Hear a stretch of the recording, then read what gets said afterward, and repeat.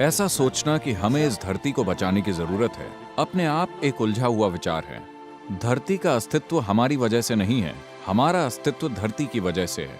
यहाँ तक कि खुद को धरती से अलग समझना भी पूरी तरह से गलत है, क्योंकि आप जिसे मैं मानते हैं या जो आपके अस्तित्व का भौतिक भाग है, वो इस धरती का ही एक अंश है जो उठ खड़ा हुआ है। जिस चीज को आप अपने हिस्से के रूप में अनुभव करते हैं, उस चीज का ध्यान रखने के बारे में किसी को भी आपको बताने की जरूरत नहीं है। आप हर हाल में उसका ध्यान रखेंगे। ये धरती हम सभी के लिए है और हम अपने दम पर अपना जीवन नहीं जी सकते। हमारा अस्तित्व हमारी आर्थिक गतिविधियों की वजह से नहीं है।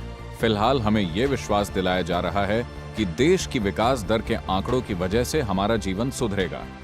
नहीं, हम यहाँ अच्छे से तब जी पाएंगे जब सब कुछ हरा भरा और सुंदर होगा, बहता पानी उपलब्ध होगा और हवा शुद्ध होगी। इस विचार को हर मनुष्य, हर नागरिक और हर बच्चे के मन में बसना होगा। आपको मनुष्यों के अलावा जीवन के अन्य रूपों के प्रति भी हमेशा जागरूक रहना चाहिए। ज्यादातर लोग मनुष्यों के प्रति भी जागरूक नहीं होते, इसलिए मैं आपको याद दिला रहा हूँ, आपको हर उस चीज के प्रति जागरूक होना चाहिए जो जीवित है। एक पेड़, एक पौधा, एक पत्ती, एक उछलता हुआ झिंगुर, हर तरह की चीजें। आपको हर चीज के प्रति जीवंत होना चाहिए।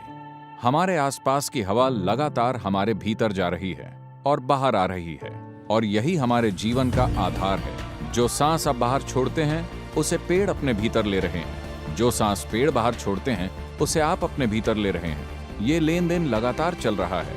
अगर हम सांसों की प्रक्रिया को 1 मिनट के लिए रोक दें, तो हम समझ जाते हैं कि आसपास की हवा से लेन देन किए बिना हम एक पल के लिए भी नहीं जी सकते।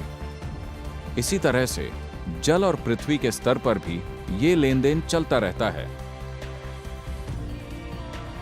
तो हम अपने आसपास के वातावरण को, अपने आसपास के जलाशयों को किस तरह से रखते हैं, ये हमारे जीवन की प्रकृति और गुणवत्ता को तय करेगा।